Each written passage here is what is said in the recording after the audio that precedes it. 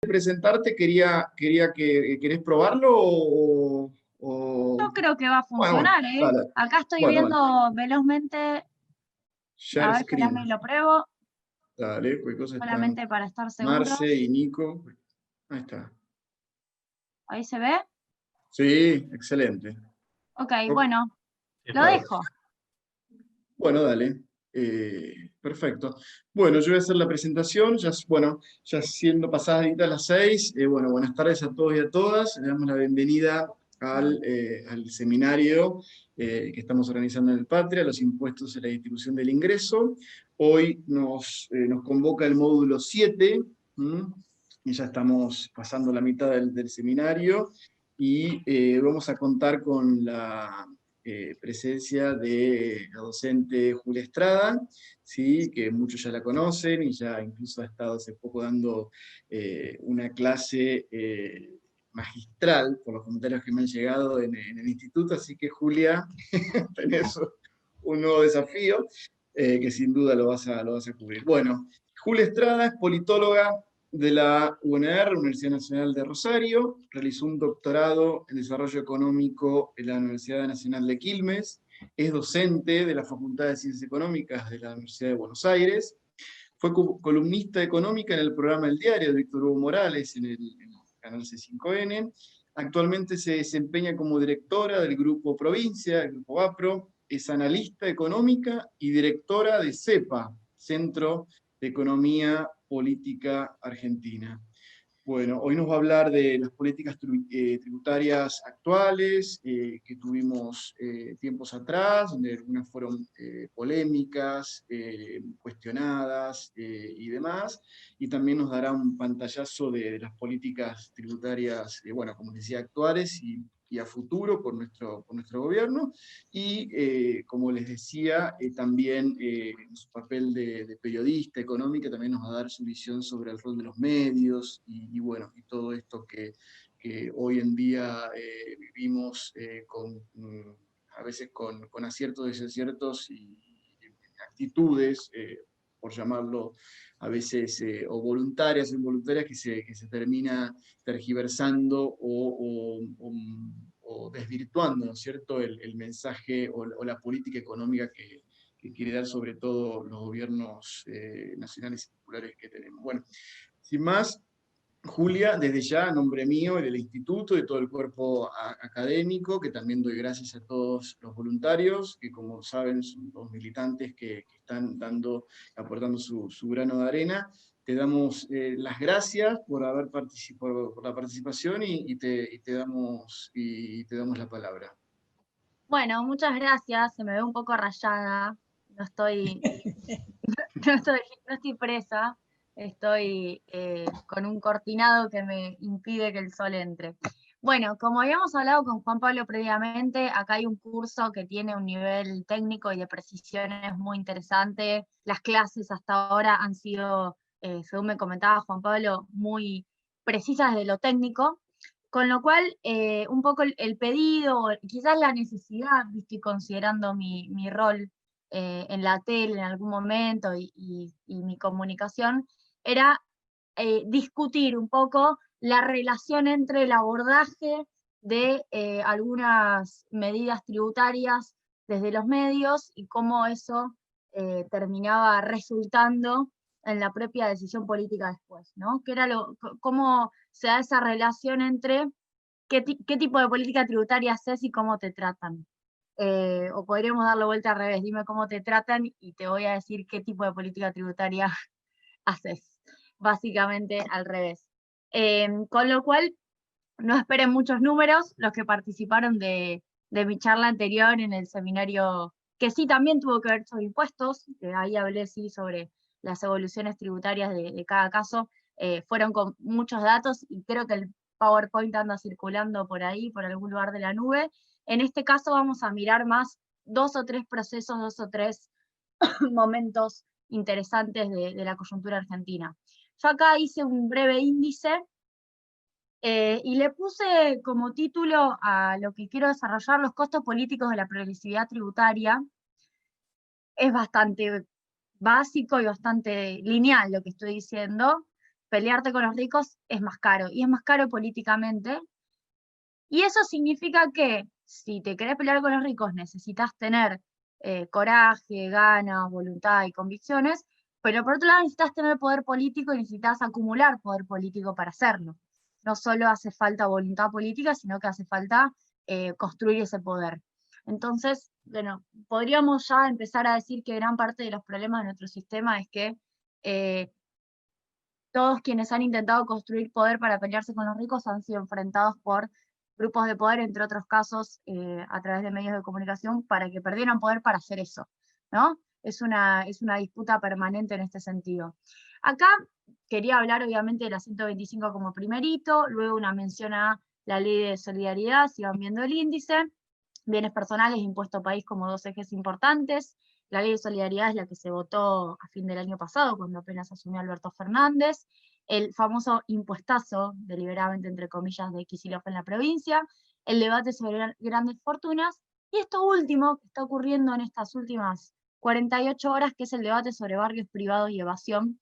Son 4 discusiones que me parecía que cuando uno las pone en un hilo, es un hilo temporal pero por otro lado es un hilo analítico, es interesante verlo, digo, yo cuando escribía el índice, yo misma decía, bueno, pero acá hay una, una insistencia, ¿no? De parte del espacio político del Frente de Todos muy clara, pero que, claro, se va dando en el medio de otros debates, en el medio de la pandemia, en el medio de otras necesidades políticas, claro está.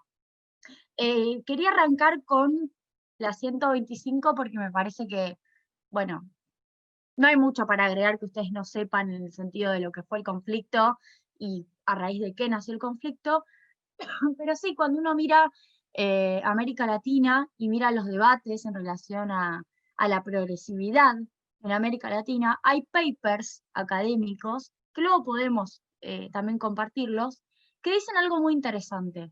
A diferencia de Europa, a diferencia de los sistemas continentales europeos, en América Latina y en los países emergentes en general, pero sobre todo en América Latina, fue muy difícil construir estructuras tributarias progresivas desde el origen de los Estados-nación.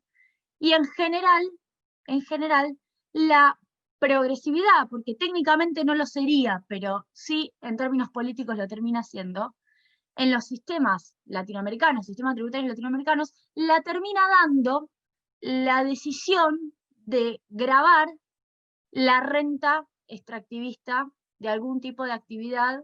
En este caso, en Argentina podemos considerar la soja, podemos hablar del petróleo en los países petroleros de América del Sur, podemos pensar en la minería en el caso de Chile, y así sucesivamente. Y esta es una característica que me parece importante, porque cuando uno habla de la 125, uno habla de un hito en materia de disputa por la progresividad tributaria, aunque los derechos de exportación no sean per se un derecho patrimonial o un derecho a la propiedad, como pasa con bienes personales o como podría pasar con la discusión del impuesto a la renta, o que se debería llamar impuesto a la renta o impuesto a los altos ingresos, pero que acá mal le decimos impuesto a las ganancias, o la discusión de la última escala del impuesto a las ganancias, que a veces es la discusión de la progresividad correctamente expresada. Ahora, cuando venimos a América Latina nos encontramos que en realidad discutir que el Estado se apropie o reciba una parte de la renta extraordinaria de la explotación de bienes primarios es en general la historia de la discusión de la progresividad en América Latina. Por eso digo, si uno lo pone en esos términos, lo que ocurrió con la 125 fue, bueno, una de las primeras batallas y quizás la que más marcó en términos políticos al kirchnerismo. En este sentido me parece importante visualizar eso.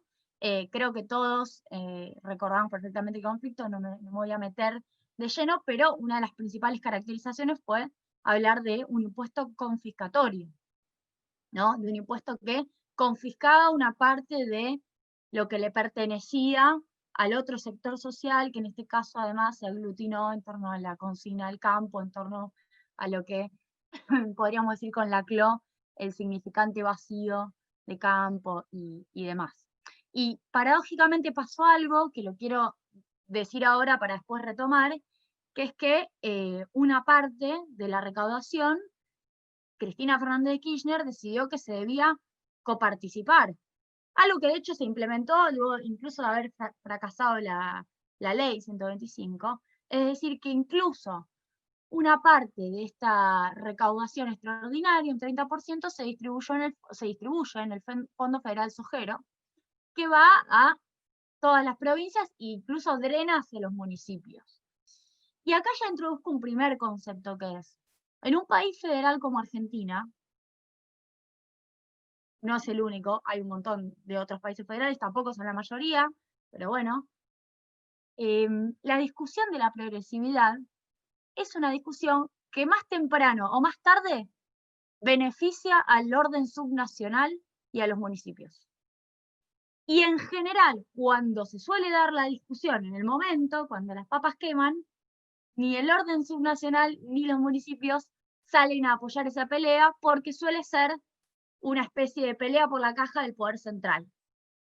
Pero considerando cómo funciona la recaudación tributaria en Argentina, con este nivel de concentración, pero luego reparto a través de la Ley de Coparticipación Federal de Impuestos, que reparte IVA, que reparte impuesto a las ganancias, que, bueno, a través del Fondo Federal Sojero, Cristina Fernández de Kirchner decidió que iba a repartir también derechos de exportación, es decir, que reparte bastante de lo que se ocupa el Estado de recaudar. Bueno, uno se encuentra con, en este caso, una lógica de no voy a dar la pelea, pero sí después voy a pelear por los recursos, por el reparto de los recursos. Y esto también es algo que ya apareció en el 2008 y que en cada discusión de la progresividad la vamos a encontrar.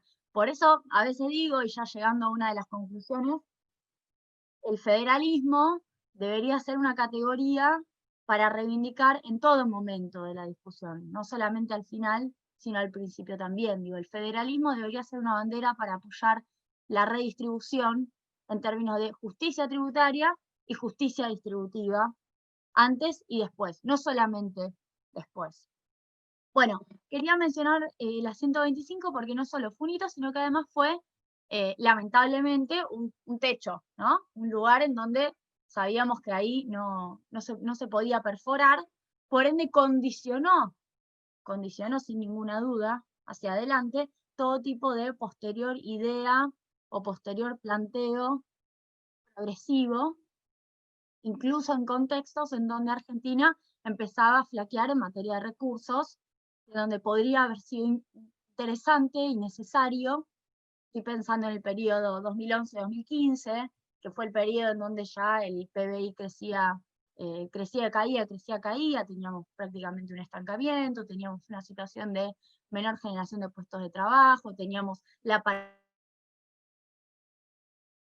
del déficit energético, Argentina incluso ponía cada vez más recursos en términos de universalización, como por ejemplo con la UH, que ya estaba en pleno funcionamiento a partir del 2011-2012. Bueno, sin embargo, en la última etapa fue muy difícil dar el debate sobre la progresividad porque en algún punto ni siquiera uno lo planteaba como factible, porque ese conflicto limitó las posibilidades de un propio proyecto político de discusión de progresividad tributaria, al punto tal que cuando uno lee cualquier analista tributario, yo tuve un docente muy interesante, Jorge Gallero, que quizás muchos lo conocen, bueno, el Pepe Eduardo Basualdo, que es economista, una de las grandes deudas que le asignan al kirchnerismo es la falta de una reforma tributaria, o la falta de una reforma impositiva. Bueno, yo una de las humildes respuestas que suelo dar es, hubo un techo, que fue el 2008. ¿Por qué? Porque cuando se le asigna al kirchnerismo la responsabilidad de no haber tenido una reforma tributaria, se le asigna la responsabilidad de no haber tenido una reforma tributaria progresiva. No cualquier reforma tributaria, sino una progresiva. Y cuando uno se pregunta por qué y qué fue lo que pasó y por qué no se dio esa discusión tan necesaria, podemos pensar también en la ley de entidades financieras, una serie de elementos que han quedado viejos respecto del funcionamiento actual. Bueno, me parece que hay que reconocer las limitaciones de ese proceso para entender las razones. Bueno, y ahora sí, habiendo hecho esta introducción, me meto lleno. Sé que tengo una horita nomás, con lo cual vamos a ir rápido. La ley de solidaridad, quizás, esto es muy breve, es un planteo para que recuerden de qué se trata. Todo mi abordaje el día de hoy tiene que ver con lo conceptual y con la posibilidad de pensar, de hacer síntesis. La ley de solidaridad fue, a mi criterio, ese giro de 180 grados que se expresó en una ley luego de la derrota de Mauricio Macri y la victoria de Alberto Fernández. Para mí fue, digamos, ha quedado casi olvidada porque fue en el 2019 y parece que fue hace un montón, pero fue uno de los pilares de esta transformación del modelo económico, que fue transformación bastante interrumpida, fuertemente interrumpida por la llegada de la pandemia, en el sentido de todo lo que se podría haber hecho y se interrumpió, pero determinó varias cosas. El impuesto de 30% sobre la compra de divisas, el famoso impuesto país, gastos con tarjeta de crédito en el exterior y pasajes. Finalmente se demostró, por la corrida cambiaria, entre otras cosas, y por la demanda de dólares tan fuerte estos últimos 4 o 5 meses, que fue un impuesto absolutamente relevante durante la pandemia para aportar a la recaudación del Tesoro, en un contexto en el cual el Tesoro se hizo cargo de gran parte de la cobertura de los gastos de la pandemia, con lo cual fue muy interesante en términos de progresividad, aunque no sea técnicamente cobrarle más al que más tiene, pero es cobrarle un poco más al que accede al dólar, y que en Argentina, siendo en promedio 1 millón los que acceden al MUL, digo en promedio porque en agosto fueron 5 millones, pero más o menos en promedio, bueno, le estás adjudicando ese impuesto solamente a 1 millón cada mes que acceden al mercado único y libre de cambios en un país de 45 millones. Suena bastante progresivo, ¿no? Más allá de que no vaya estrictamente al concepto de más paga el que más tiene, de acuerdo a su nivel de ingreso. Me pareció importante como medida, y a veces no fue, el impuesto país ha quedado como una cuestión cambiaria, pero no analizado desde el punto de vista tributario. Y desde el punto de vista tributario, además, tiene la característica de aportar a la financiación del ANSES y del PAMI, que no suele ser mencionado eso, pero tiene un destino específico ahí. Bueno, suba de bienes personales, ahora voy a ir a un poco la cobertura que se le dio a los medios a esa suba de bienes personales, que en realidad, lo hablaba por teléfono más temprano con Juan Pablo, fue restitución del nivel de alícuota de bienes personales previo a la ley ómnibus, blanqueo más reducción de bienes personales de Mauricio Macri de junio de 2016, porque ha quedado medio también en el tiempo, pero en junio de 2016 Mauricio Macri planteó que los que venían a blanqueo, los que se adecuaban al blanqueo y que en realidad exteriorizaban, declaraban, iban a tener tendencialmente una baja de la alícuota de bienes personales hasta llegar a 0, es decir, hasta llegar a su extinción. Por un debate ahí en el Congreso se logró que esa alícuota quedara en su punto final 3 años más tarde en 0,25, prácticamente extinción, pero eh, no en los hechos tan así. Bueno, lo que se hizo con la ley de solidaridad fue volver para atrás con eso. Pero me parece importante decirlo porque si no pareciera que, de nuevo, es el discurso del impuestazo. Bueno, suba de retenciones, que también en el contexto en el cual se hizo, no generó las resistencias que muchos creyeron que iba a generar, en virtud de lo que decía antes, del conflicto con la 125, aunque después a la hora de reglamentar, bueno, hubo esas reuniones de la mesa de enlace y demás, para evitar que se aplicara lo normativo, es decir, lo otorgado por la ley, que era la posibilidad de llegar hasta 33. Bueno, hubo reuniones. Hoy, como sabemos, esos 3 puntos se redujeron nuevamente en virtud de la espera, al menos por octubre, luego van subiendo hasta enero, en virtud de la espera, la liquidación de la cosecha, que espera en la cual todavía estamos, obviamente. Bueno, y por último, la suspensión de la fórmula de actualización del sistema de jubilaciones y pensiones, que no es un tema que en este momento nos ocupe. Y lo que les quería mostrar era sencillamente algunas cuestiones de cobertura, esfuerzo solidario, el eufemismo para la suba de impuestos, impuesto a las grandes fortunas, ¿por qué se considera? Este no iba acá. El esfuerzo solidario tenía que ver con lo que planteaba Mercedes Marcó el Pont, cuando ella decía, en realidad, esto es un esfuerzo porque hay que financiar el modelo que sigue, ¿no? El modelo que viene. Rogelio Frigerio sobre la ley de emergencia, en ese momento además fue la ley de emergencia en el marco de la ley de solidaridad. Acá hubo un impuestazo, El exministro del Interior de Macri aseguró que la norma le da más discrecionalidad al Ejecutivo de la que tuvo después de la crisis del 2001. Esto me pareció interesante porque es de Bloomberg, del 17 de diciembre de 2019. Argentinos temen impuestos de Fernández y ceden sus ahorros. Bueno,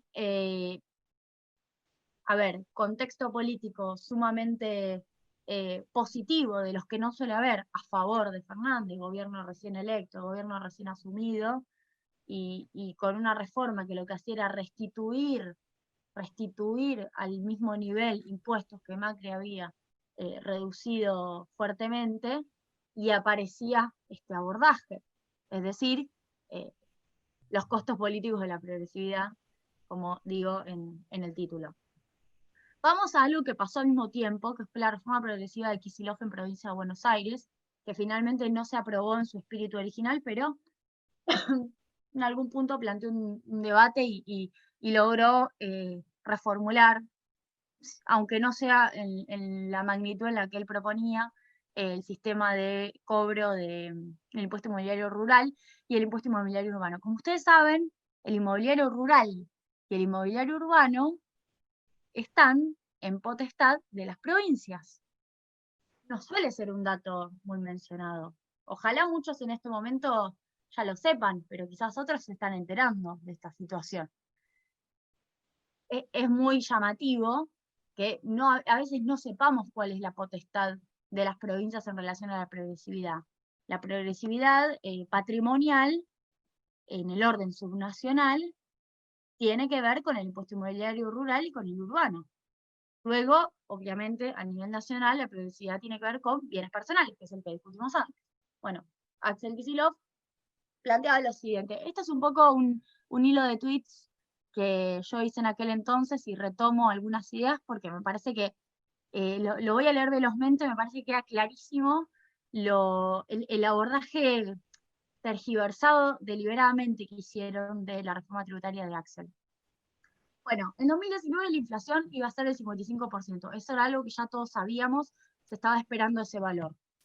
Toda suba de impuestos por debajo del 55%, ¿no? en 2019, iba a significar una pérdida real de la recaudación. En provincia de Buenos Aires se proponía un 55% en promedio aumento.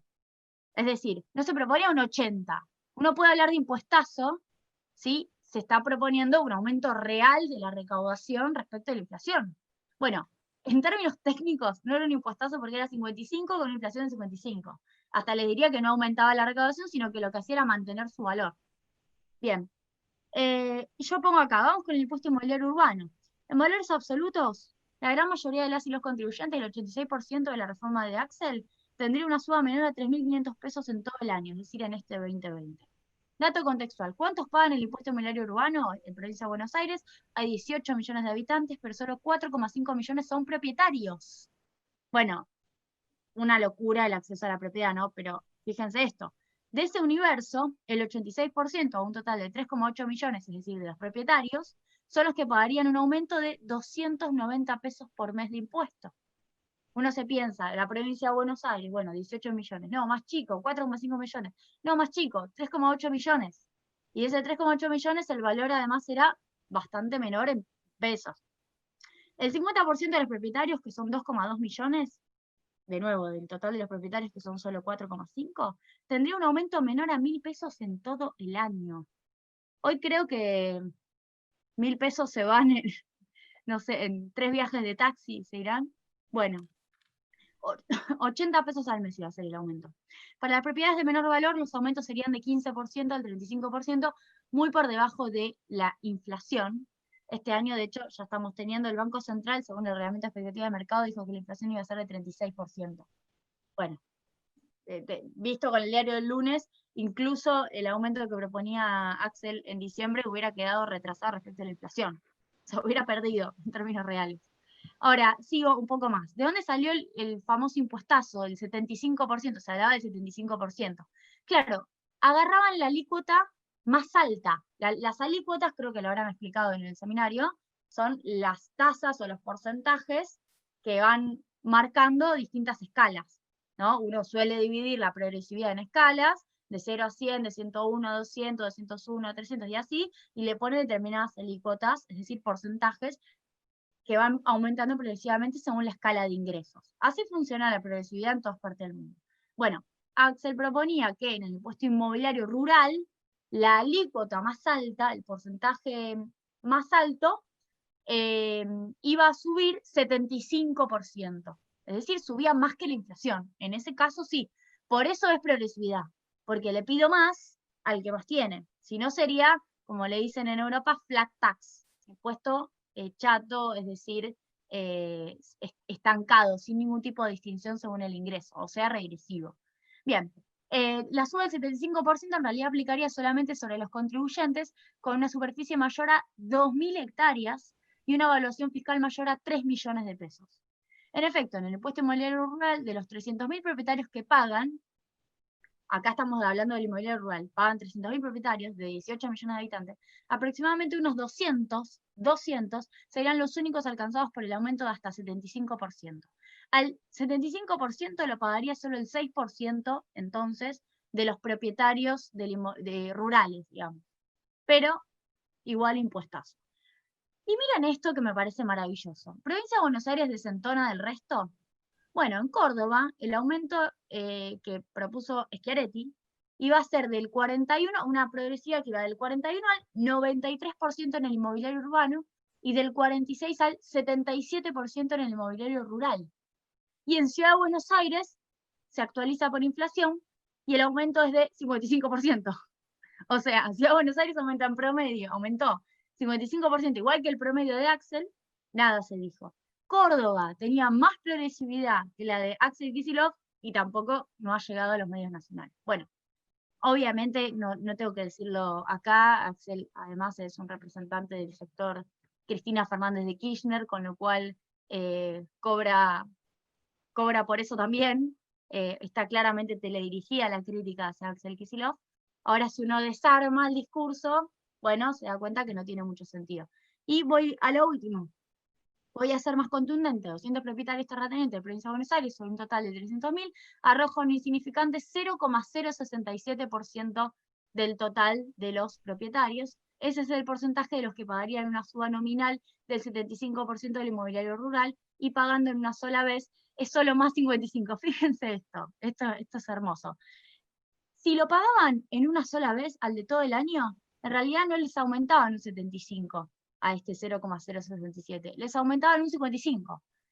Considerando la capacidad adquisitiva de estos sectores, es muy probable que, bueno, pudieran pagarlo en una sola vez, con lo cual ni siquiera les iba a tocar el nivel más alto de suba del impuesto. Bueno, a pesar de esta explicación, que yo sé que necesita su desarrollo, yo sé que no todos tienen a veces el acceso, bueno, interesante, esto pasaba el año pasado, a fines del año, el gobierno de Kicillof sale a aclarar por qué no es un impuestazo y defiende la progresividad del proyecto. Abajo, el titular de ARBA advirtió que el impuestazo es solo para 200 propietarios ricos. Otro más, el jefe de gabinete de Axel Kicillof niega un impuestazo, no sé dónde está, no lo encuentro. Bien, bueno, breve conclusión de esto, creo que ya dije todo. Sale caro y no es no digo nada nuevo al decir que se ocuparon claramente de hacer que Axel pagara un costo político por eso, al punto tal que trabaron, si no me equivoco, fueron 3 sesiones del Senado acá en Provincia de Buenos Aires, en la legislatura de La Plata, por esta razón. Es decir, trabaron la posibilidad de que Axel pudiera aprobar su presupuesto por una resistencia a una reforma progresiva. Bien, el otro punto, aporte extraordinario de las grandes fortunas. Sé que lo estuvieron desarrollando, con lo cual no me voy a meter acá en el desarrollo en sí.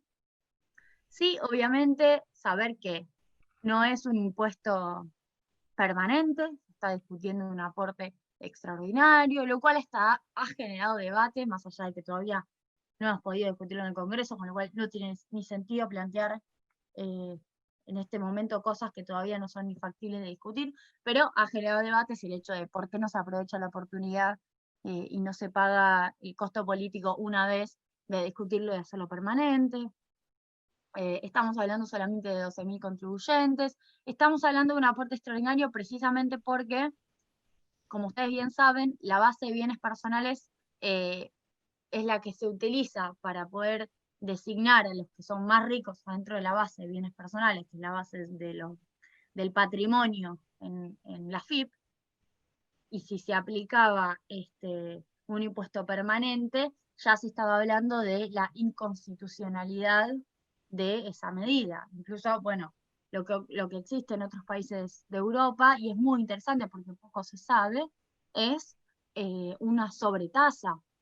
Pasa, por ejemplo, en Francia, pasa en Portugal, pasa en Luxemburgo, pasa en varios países en donde adentro del impuesto que va al patrimonio, la última escala tiene una tasa todavía adicional más, es como si le agregaran una escala más adentro de la escala más progresiva, para cobrarle un poco más aún a los que más tienen, es decir, a los súper ricos. Podríamos decir al 1%, pero los 12.000, no tengo acá la cuenta hecha, ni siquiera son el 1%, son muchísimo menos que el 1%. Bien, la verdad es que la discusión ha sido enorme y sobre todo en relación se abrió el tema de Ceban y el tema del dumping fiscal, que es una discusión global. El dumping fiscal es que hago trampa en términos fiscales yéndome, y por ende no te tributo. El Financial Times, los argentinos ricos trazan ruta de escape a causa del impuesto a la fortuna. Bueno, esta nota salió ayer salió. No quiero trabajar durante los próximos 15 años cuando esté en la cima de mi capacidad de generar ingresos para poder disfrutar de mi jubilación solo para tener que devolverlo todo al Estado, dijo un ejecutivo argentino de unos 50 años que se trasladó a una villa junto a la playa cerca de Punta del Este este año. Uruguay no es un paraíso fiscal, pero Argentina es una trampa para el dinero. The Economist. El nuevo gobierno argentino le está haciendo la vida más difícil a los ricos. Bueno, esto es un homenaje a nuestro organizador del seminario. La, la puse por eso. Luis Majul, las empresas se van de la Argentina por gente como Oscar Parrilli y Pablo Moyano. Muy preciso el análisis político, ¿no? Y cómo todo tiene que ver con todo a veces. Bueno, tenía acá algunos datos para complementar en relación a esta cuestión. Fíjense,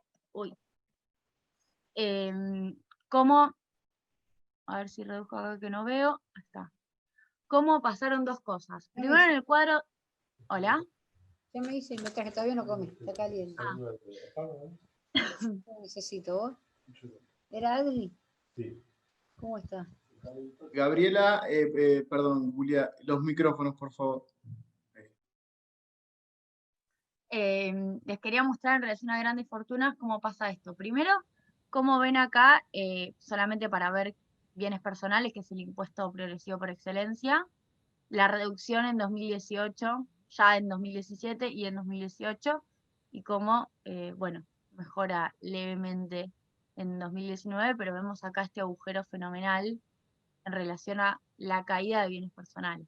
Ahora, tiene una incidencia sobre la recaudación en términos tributarios muy, pero muy baja. Bueno, en 2019 el 0,6%, lo cual es una gran discusión para quienes queremos dar el debate de la progresividad, porque es una discusión local y es una discusión en Europa, en Estados Unidos, que es, ojo, porque los impuestos a los ricos no te resuelven el problema fiscal.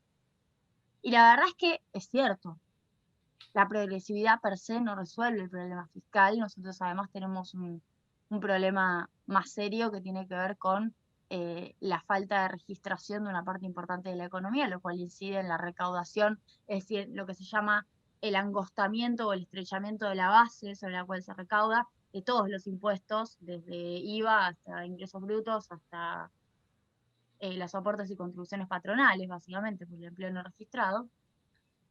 Pero es cierto que no te resuelven el problema. Ahora, hay algo muy interesante que plantea Piketty, Thomas Piketty en el Capital del siglo XXI, que es, cuidado porque los impuestos tienen la función de recaudar, pero también tienen otra función, que es la de funcionar como estabilizadores de la brecha de ingresos, que me parece importante ponerlo sobre la mesa. Así como cuando discutimos retenciones, decimos, ojo que las retenciones no son solo recaudatorias, son también una manera de desanclar el precio internacional del precio local. Bueno, Ojo porque los impuestos progresivos al último eslabón de la renta y al patrimonio, y diría a la herencia y a las donaciones, que en Argentina no existen, y sí existen en Europa, y se aplican, también en Estados Unidos, hasta en Brasil existe, aunque es un 8%, lo que hacen es evitar que aparezcan en 1, 2, 3 generaciones más distancias entre los que más tienen y los que menos tienen. Estabiliza una sociedad de por sí desigual, la estabiliza en un determinado nivel de desigualdad. De hecho, está demostrado, hay cientos y cientos de estudios y de papers que desde el momento, desde la década del 70, con Reagan y con Thatcher, en que se redujeron fuertemente los impuestos progresivos, aumentó fuertemente la desigualdad. Obviamente por un proceso de concentración, pero entre otras cosas facilitado porque los tributos progresivos como elemento estabilizador dejaron de existir. Y eso me parece importante para la democracia desigual en la cual vivimos e intentamos plantear discusiones de justicia distributiva.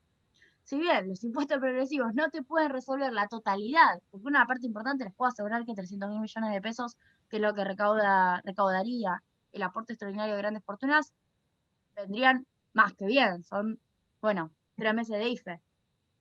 Ahora, no te resuelven la totalidad del problema fiscal, pero sí te generan, te crean una sociedad que no aumenta sistemáticamente su nivel de desigualdad hasta que se te vuelva imposible plantear el debate de justicia distributiva. ¿Por qué? Porque los súper ricos atentan contra la propia posibilidad de la democracia, porque el poder económico ya impide que haya democracia real. Y esto es una de las cosas que nos empieza a pasar a nosotros y a todo el mundo, con la incidencia muy clara en campañas políticas y en políticas del gobierno concretamente. Por eso cada gobierno que intenta no hacerle caso al mercado, bueno, la pasa mal. Acá sencillamente como, fíjense, en bienes personales a julio 2020 estaba recaudando 55.000 millones de pesos, es decir, si uno hace la relación de bienes personales 2019 actualizado por inflación, los recursos de aporte solidario extraordinario van a ser 7 veces de lo que se recaudaba por bienes personales. O sea, así como les digo, che, ambos impuestos son poco, bueno, ojo que bienes personales incluso te queda más chico que un aporte extraordinario por única vez de grandes fortunas. Ese tipo de cálculos también hay que considerarlos. Bueno, acá sencillamente para que vean derecho de exportación, esto me parece importante porque es el agujero con Mauricio Macri. De nuevo, los derechos de exportación ya no son lo que eran por la caída de los precios, porque no estamos en el mismo mundo en el que estábamos hace unos años en materia de recaudación, pero esta resignación de recursos que se revierte y se revierte acá sencillamente porque el Fondo Monetario Internacional le dijo a Mauricio Macri que suba las retenciones, no por otra razón. Y se lo dijo en mayo de 2018, y si no pegó en 2018 fue porque Mauricio Macri recién implementó la decisión en septiembre de ese año, tardó y por eso terminó impactando en 2019. Bueno, no tengo mucho más. Tengo obviamente un montón de gráficos, pero no se los voy a mostrar ahora. Luego podemos reforzar. Tenía algo más sobre los barrios privados, me pareció importante comentarlo brevemente. Está ocurriendo, no sé si vieron a raíz de lo de Guernica, y una estigmatización deliberada hacia sectores populares, una lógica de clase, cuando uno analiza usurpación en el caso de pobres y sencillamente falta de regularización cuando estás hablando de ricos. Bueno, ARBA, está Cristian Girard al frente, está haciendo un relevamiento de barrios privados, se hizo un relevamiento de 97 barrios privados en la provincia, es un trabajo que está en marcha. Bueno, detectaron, por ejemplo, 410.000 metros construidos sin declarar, y eso se llama evasión. No es algo, y me parece importante aclararlo, no es algo que nos tenga que llevar a una especie de enfrentamiento con los sectores que viven en esos barrios, porque nos lleva a reproducir una lógica de enfrentamiento social, cuando en realidad lo que nosotros tenemos es un sistema que conspira contra la recaudación o el aporte hacia el fisco. De hecho, son los desarrolladores inmobiliarios los que no hacen la regularización dominial correspondiente, para los barrios privados, para los barrios cerrados, para los countries, y termina ocurriendo que la provincia, por ejemplo, tiene que ir casi con el poder de policía a fijarse si se está abonando o no por eso. Ahora, no hay en el tratamiento mediático, y no llegué a buscar, pero podemos buscar después y vamos a encontrar, ese nivel de indignación que se encontró por la usurpación, entre comillas, de las tierras de Guernica, y cuando uno encuentra al otro, nadie dice nada. De hecho, yo tuiteé a fin del año pasado que Edenor había hecho una especie de relevamiento sobre los servicios no pagos, y Edenor había encontrado barrios privados cerca de Nordelta o el mismo Nordelta, en donde estaban colgados, estaban enganchados. De nuevo, no eran los vecinos, es el desarrollo privado el que se cuelga de la luz. Eso también, en términos de discusión de quién aporta y quién no aporta, es también una parte importante del debate, y me parece que nosotros, creo, ya pensando un poco en nuestra postura, tenemos que defender no solo la progresividad por un lado, como una herramienta de justicia tributaria, sino que lo que tenemos que defender es la capacidad recaudadora del Estado y la autoridad recaudadora del Estado, que es finalmente lo que importa, porque de otra manera la evasión termina siendo una práctica recurrente, y si el Estado, y finalmente esto es lo que pasa, no termina cobrando a la totalidad de la base, y la base se angosta, termina así concentrando la recaudación en quienes a veces injustamente son los que están registrados y pagan. Entonces, esas injusticias, de las que nosotros a veces en público no elegimos hablar, porque no son nuestro eje a veces de discusión, pero esas injusticias también ocurren, porque el Estado finalmente tiene que recaudar para poder hacer política distributiva. Y si no aportan todos, hay una mayor carga sobre los que aportan. Esto es así, que no necesariamente son los ricos, aunque ellos lo usen como su argumento. Terminan siendo los trabajadores los que más terminan aportando. Entonces, esta discusión me parece interesante porque la única manera, si se me permite, de discutir presión tributaria, aunque les quiero decir que estamos 11 puntos más bajo de presión tributaria que los países de la OCDE, que están en torno al 30%, más, 40%, nosotros en torno al 30%. Bueno, pero digo, la única manera de discutir presión tributaria es ensanchando la base de aportes, ensanchando la base sobre la cual se aporta, y obviamente con mayor progresividad, porque es bajar, si no los regresivos, a cambio de nada. Es decir, bajar IVA, bajar ingresos brutos, eliminar impuesto al cheque, que claro que son todas medidas deseables. Sería muy deseable que el IVA se redujera, una medida además que implementó Cavallo en la década de los 90, su aumento. Ahora, a cambio de no reemplazar nada, cuando el Estado es el que se está haciendo cargo, entre otras cosas, y les digo el dato, del 70% de la financiación de la seguridad social, que hoy se está financiando genuinamente solo por el 30%, que es lo que corresponde a aportes y contribuciones. Cuando es el Estado el que financia la seguridad social, es el que financia por coparticipación, en algunos casos, entre el 70 y el 80% de los recursos provinciales. En algunas provincias dependen a ese nivel de la coparticipación. Obviamente entre las que menos depende está Ciudad de Buenos Aires, que tiene la mayor cantidad de recursos propios. Bueno, es muy difícil dar la discusión sobre la reducción de impuestos si uno lo piensa en progresividad y en el ensanchamiento de la base tributaria. Bueno, quería cerrar con esto. Yo les agradezco muchísimo la invitación. Veo que hay un montón de comentarios. Y me pareció que este abordaje más político y desde la mirada de los medios quizás haya sido un aporte. Muchas gracias. Muchas gracias. Hola Julia, muchas gracias. Ahora vamos a procesar un poquito las preguntas y Juan Pablo, sí, ¿no? La verdad que sí, buenísimo. Julia, muchas gracias a vos por darnos tan claro panorama de todas estas políticas tributarias que mencionaste, y sin duda es una batalla importante o cultural, como se dice también en un programa televisivo, sobre cómo tratar de que la gente se concientice, ¿no es cierto?, en esto que decís vos de la evasión fiscal y de la carga tributaria que nos meten en la cabeza constantemente de que la carga tributaria y que se pagan muchos impuestos, cuando vos misma decís que hay, tomé nota acá, 410.000 metros cuadrados en la provincia de Buenos Aires que están sin declarar, y muchos tienen el argumento de tu de decir que hay que bajar la carga tributaria. Así que, bueno, sin duda es una pelea importante que hay que dar, y sin duda se está dando. Lo mismo con lo que dijiste a principio de año, que la verdad que pasó tanto tiempo entre pandemia mediante que uno a veces se olvida o trata de...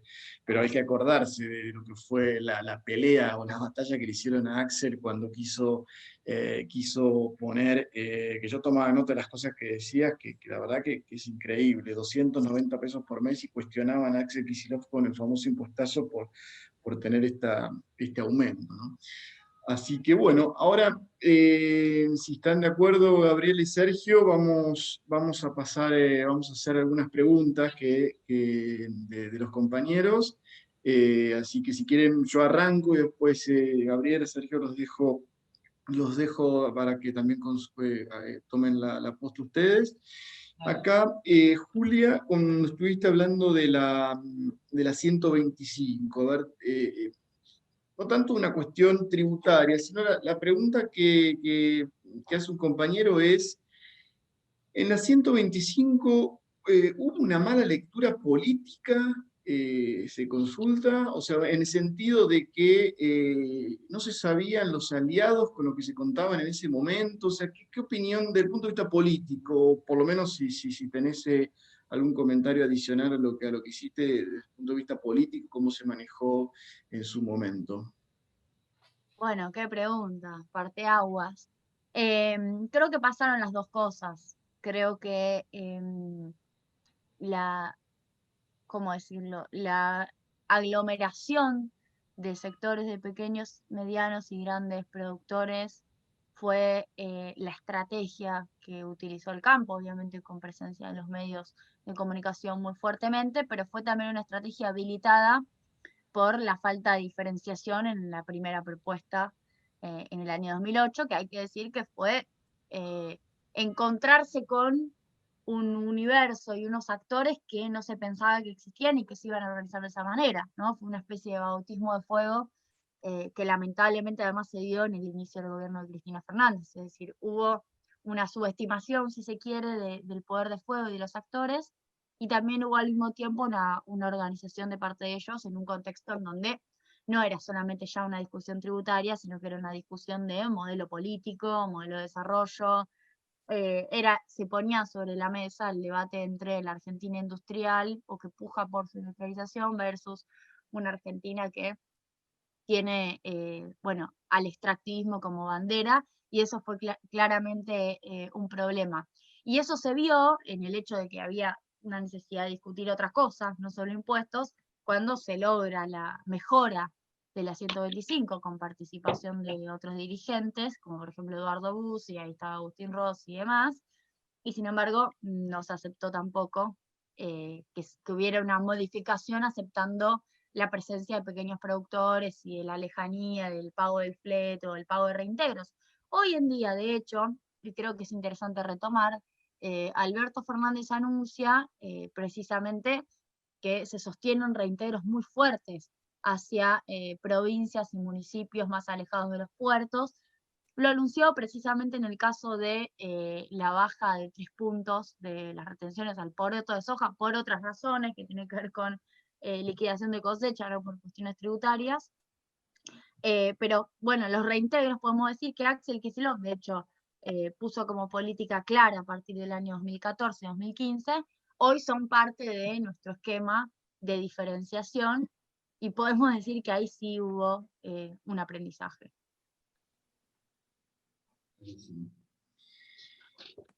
Bueno, acá, ¿quieren, Gabriela, Sergio? Bueno, yo puedo hacer una pregunta y después lo dejo a Sergio. de alguna manera, hoy estamos todos preocupados con respecto a la compra de dólares y lo que esto significa, y bueno, y la liquidación, y bueno, la necesidad de los dólares, y entonces una de las preguntas decía si, así como vos hablabas que hubo algunas medidas que se tomaron al principio de la gestión porque era un momento político adecuado, si también con respecto al dólar hubiera sido mejor poner estas restricciones de entrada y no tener que estar ahora teniendo algún costo político mayor. Si pensás que eso hubiera sido posible hace un tiempo, si esto era previsible.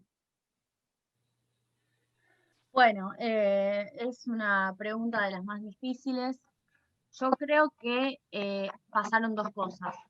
Pasó la pandemia, en el sentido de que complicó el escenario, y ahora voy a explicar por qué, pero también hubo decisiones que se tomaron tarde en relación a la intervención en el mercado cambiario, y sobre todo, en algo que no se suele decir, igual ahora voy a aclarar la intervención en el mercado cambiario en qué sentido, y sobre todo en relación a la administración del comercio exterior, que me parece que no suele ser planteada en el debate público, pero es un tema quizás hasta oculto y complejo.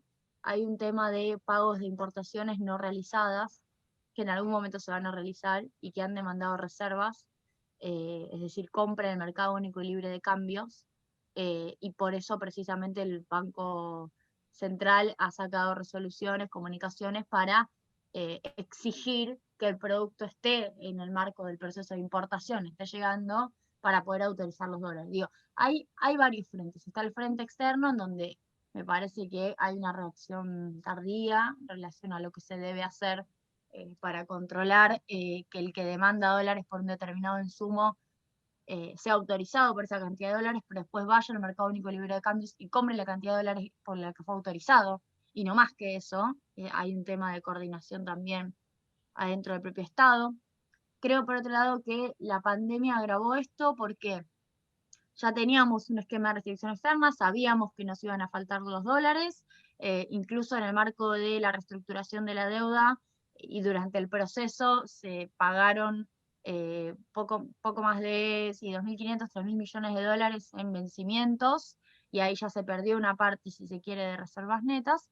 Ahora lo que ocurrió con la pandemia es que aumentó fuertemente la liquidez en relación a suba de tasas y en relación a, baja de tasas y en relación a inyección fiscal. Ahí estoy pensando en IFE y en ATP, más la baja de tasas, lo cual fue una invasión de pesos, y eso presionó sobre el tipo de cambio. Por eso a veces se suele escuchar que la emisión genera inflación. En realidad la emisión impacta sobre el dólar, y el dólar en todo caso es el que genera inflación. En este caso el oficial no se movió, o sea, movió muy poco, se movió por decisión, lo que se llama crawling peg, que es el movimiento del tipo de cambio, un poquito, digo, de evaluaciones por goteo, pero lo que impactó fue en la brecha, en donde hubo un aumento muy fuerte del contado con liquidación. Además de que hizo que la venta de dólares, más allá de que no se haya movido, haya aumentado fuertemente hasta tener 5 millones de compradores en IFE y ATP en agosto, ¿no? Pero ahí lo que sí ocurrió es una brecha que creció, ya estaba en el 30% por el impuesto país, y con las regulaciones que aparecieron posterior al canje de deuda, eso empeoró bastante.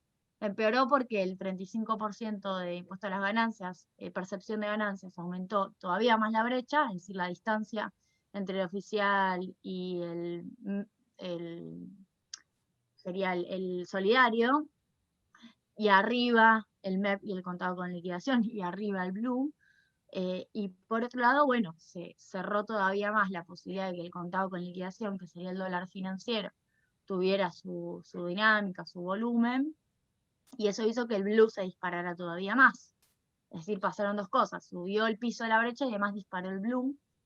Y ahí es cuando empezó además las dudas, las incertidumbres en relación al Blue, a cómo fija los precios, o si fija, si no fija. Apareció todo un discurso explicativo detrás, obviamente de parte de Hacienda, queriendo decir que el Blue no tenía nada que ver con los precios, pero la realidad es que eso es por un rato. En el medio, si se sostiene la brecha y si el Blue sigue subiendo, empieza a distorsionar las expectativas. Y eso no es que impacta en los precios como una conexión entre dos variables que per se están conectadas. Impacta a través de las decisiones. Entonces, muchos comerciantes, incluso de los barrios más postergados, pueden pensar que eso en algún punto está significando que el tipo de cambio no es el real, el oficial, entonces tienen que subir los precios para cubrirse. Por eso cuando decimos distorsión expectativa, lo hace para el conjunto de la población, más allá de la idea de si hay o no hay especuladores, que después lo podemos discutir. La existencia de una brecha cambiaria durante mucho tiempo te empieza a generar problemas de confianza, dirían los ortodoxos, yo digo de problemas de pensar más o menos en un futuro certero y estable. De hecho, una de las cosas que empezó a pasar con la brecha, que es que vos podés tener un dólar oficial en 80, más o menos fijo, y una brecha que va a, no sé, a 100 pesos, a 120 pesos, a 115, a 120 de nuevo. Entonces, bueno, uno sabe que tiene un dólar financiero que es volátil, pero que está ahí, se mueve volátilmente, pero no mucho. Ahora, distinto es cuando va aumentando todo el tiempo, porque entonces cuando va aumentando todo el tiempo, a uno le genera la sensación de que en realidad el oficial es el que no se está moviendo como debería moverse, ¿no? Entonces ahí el problema es que sí pasan cosas en relación a la brecha. Yo creo que para este tipo de charlas y de conversaciones corresponde decirlo, digo, corresponde conversarlo en estos términos, porque hoy el desafío es que la brecha sea dominada en un sentido de reducida, sí, debería reducirse claramente porque está 150% arriba, los paralelos podríamos decir, pero sobre todo debería frenarse la lógica de que sube todos los días. Podría ser más volátil. Bueno, estos días, entre ayer y hoy, sí, se rompió eso, precisamente hubo una licitación que absorbió, es decir, que tomó deuda el Tesoro, lo cual es una señal de no va a seguir poniendo pesos en la calle como lo estaba haciendo, por ende va a haber una menor presión sobre el contado con liquidación, entre otros, por ende, y Blue, por ende puede que haya una reducción de esta incertidumbre y es lo que se ve. Al mismo tiempo, otra de las razones, y acá sí hay una herencia claramente macrista, es que hay títulos en pesos, los famosos PINCO y otros que entraron por Luis Caputo cuando necesitaba financiar al macrismo, entraron en pesos y se quieren ir en dólares. Está claro, ¿no? Y son muchos que presionan, ¿y a qué mercado presiona? Al contado con liquidación. Por eso una de las estrategias es la de la subasta de 750 millones de dólares, ahora, el 10 de noviembre, si no me equivoco, o el 11 de noviembre, 10 creo, precisamente para darles un bono y que se vayan con un bono en la mano, no con los dólares, que te hagan subir el contado con liquidación y que te amplíen la brecha. Bueno, esa salida ordenada, no gratis, es endeudamiento en dólares, pero además es una salida que se tiene que ir implementando quizás sistemáticamente en los meses sucesivos. Luego también hubo una estrategia de emisión de dólar link, es decir, de una letra atada a dólar, que también permitió una buena licitación, es decir, permitió una financiación del tesoro, es decir, se van explorando distintas maneras para seguir fortaleciendo el mercado pesos, el hecho de el hecho de haber otorgado los mismos derechos de canje para la deuda en pesos que para la deuda en dólares favorece ese proceso, y al mismo tiempo ir encontrando la manera de que la brecha se maneje entre el dólar oficial y el dólar financiero, y eso significa haber reducido el parking a 3 días, es decir, el tiempo de espera para operar. El contado con liquidación es un mercado bursátil, no es un mercado cambiario. Es comprar bonos y luego cambiarlo por dólares. Con lo cual, intervenir en ese mercado bursátil significa, por ejemplo, ponerle más trabas o menos trabas a ese canje entre letras o títulos y la moneda, el peso o el dólar.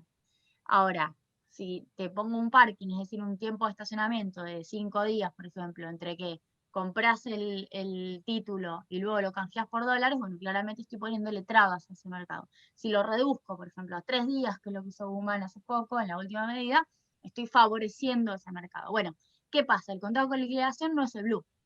Son dos mercados distintos. El blue es ilegal. El contado con liquidación es legal. Es obviamente un mercado que tiene otras características que te permite fugar, porque podés comprar un título y luego depositarlo al cambio de ese título en dólares en una cuenta en el exterior. El MEP lo que te permite es lo mismo, pero en una cuenta local. Ahora, mejor favorecer ese mercado de dólar financiero que va a existir, en lugar de prohibirlo, que sea ese el mercado diferenciado respecto del dólar comercial. El dólar comercial es el dólar al cual se importa y se exporta, no como dice una periodista de Telefe que dice que no pasa ese valor. Sí pasa ese valor, luego puede haber avivadas, claro, puede haber un importador que importe al valor oficial, pero que luego quiera aprovecharse de que importó barato, creyendo que va a haber una devaluación, y revende luego de su importación más caro. Eso puede pasar, pero eso no significa que no se haya importado el dólar oficial. Entonces digo, ¿a qué se está tendiendo? Hacia dólar comercial, dólar financiero. Entonces, dos tipos de mercados. Y que el blue, que es el ilegal, que es el que tiene además un nivel de volatilidad realmente que no se puede controlar porque, de nuevo, está, Pepe se lo llama delictivo, yo creo que es quizás un poco fuerte, pero digo, lo que hay que decir es, no está regulado por el Banco Central, está fuera de las regulaciones, y el Banco Central puede decir lo que quiera, pero el blue va a seguir estando ahí, funcionando con una lógica ajena a las regulaciones del regulador del sistema financiero, que es el Banco Central. A eso uno se refiere cuando habla de blue en esos términos. Lo estoy haciendo largo, pero me parecía que requería una explicación. Un poco la apuesta tiene que ver con hacer que estas medidas de abultamiento, por decirlo de alguna manera, o darle mayor dinamismo al contado con liquidación, hagan que el valor del contado con liquidación no sea de suba permanente, sino que tenga transacciones, un día puede subir, un día puede bajar, por ende está ahí, es un mercado. Luego un mercado del oficial más barato, que obviamente tiene al recargo del solidario para la adquisición, y el 35% de percepción a ganancias, que también, bueno, un debate, si no se debería sacar o no, en fin. Y hacer que el blue deje de tener diferencia. Deberíamos poder encontrar una reducción de la brecha, y si no, habrá que tomar mayores medidas al respecto. Estimo que en Hacienda estarán haciendo este mismo seguimiento. Solo una pregunta que surgió, y además es un tema que está dando vuelta también en los medios, el turismo, y el haberse interrumpido absolutamente el movimiento turístico de entrada a nuestro país con la pandemia, ¿tiene una influencia real en el valor del dólar? ¿Esa entrada de ese ingreso de moneda extranjera que puede entrar con el turismo, o es ínfimo en lo que tiene que ver con el valor? ¿Y podría ser una reactivación, abrir el turismo de los países limítrofes como están hablando? Que el blue se haya convertido en un mercado más chico y más volátil, entre otras cosas, tiene que ver con que el turismo no lo alimenta como lo alimentaba antes. Ahora, sí voy a decir algo del turismo que es distinto a lo que vos decís, pero la verdad es que va a pasar.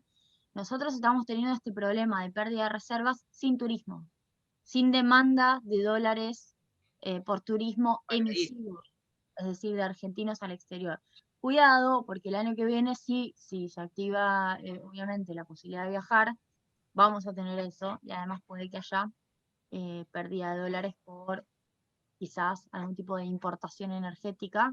Nunca lo sabemos, tiene que ver con la demanda de la industria, tiene que ver con la demanda de los hogares, pero ahí también, de hecho, es una de las fuentes importantes de gasto en dólares la compra de energía cuando se la tiene que importar. Con lo cual, si bien el año que viene hay menos vencimientos en materia de vencimientos de deuda, también es cierto que vamos a tener demanda de dólares que hoy no estamos teniendo. Por eso, lo que está ocurriendo, lo que sí sigue ocurriendo en pandemia, es que vos tenés un cepo, un cuatro cambiario muy firme, tenés por otro lado una cosecha gruesa que, si bien no se ha liquidado lo que se debería liquidar, está en liquidación, tenés al mismo tiempo bueno, un superávit comercial, que lo vemos, sabemos que existe, pero el Banco Central no lo puede comprar, no lo puede transformar en reservas. Bueno, tenés todas esas características, no tenés demanda de dólares por turismo, no tenés una fuerte demanda de dólares por energía, y sin embargo se pierden reservas. Por eso es importante lo que ocurre, analizarlo en esos términos, porque este es un modelo económico, así como está planteado, con una reestructuración de deuda cuyos vencimientos empiezan en 2024, que necesita de la acumulación de reservas. No solo dejar de perder, sino acumular. Por eso me parece importante que esa es la variable finalmente que hay que seguir de cerca. No sé, Sergio o Juan Pablo, si quieren hacer alguna otra pregunta. Sí, yo, Julia, buenas tardes. Acoplarme primero a lo que decía Juan Pablo, de la felicitación por la charla, como siempre inspiradora, tu charla, tu mensaje, básicamente porque no se queda solamente en lo técnico, sino que siempre estás conjugando herramientas de análisis con una mirada desde la economía política, ¿no? Me parece que ese es el gran valor agregado. Una pregunta que surge acá, una compañera que se llama Karina, que ella pregunta, bueno, por el caso específico de Chubut en materia tributaria, donde lo que marca es que desde los incentivos y desde los impuestos se está tendiendo a facilitar, a dar incentivos a la mega minería extractivista.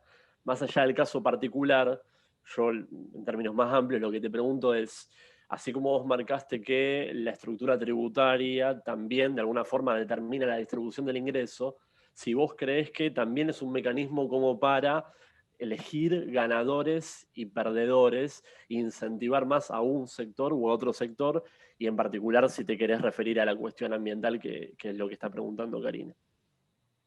Bueno, sí, es interesante. En relación a la cuestión ambiental hay toda una agenda, que creo que es una agenda de la cual deberíamos apropiarnos como frente de todes, porque de otra manera es una agenda que la vamos a tener enfrente como crítica. Y yo creo que si bien a veces es difícil, son discusiones que nos parecen ajenas, creo que la discusión ambiental, bueno, se viene en Estados Unidos están con el Green New Deal, en Europa también, y ¿en qué tiene que ver? Bueno, eh, el palo y la zanahoria que uno le da a determinados sectores que quiere promover o que quiere castigar, tiene distintas herramientas, algunas son estrictamente regulatorias y otras pueden ser tributarias, entre otras cosas. Así como hay incentivos fiscales, hay castigos tributarios, ¿no? O viceversa, hay un tributo y luego hay una excepción para poder dar un incentivo. Eso es en general un mecanismo. En relación a la cuestión ambiental pasan varias cosas.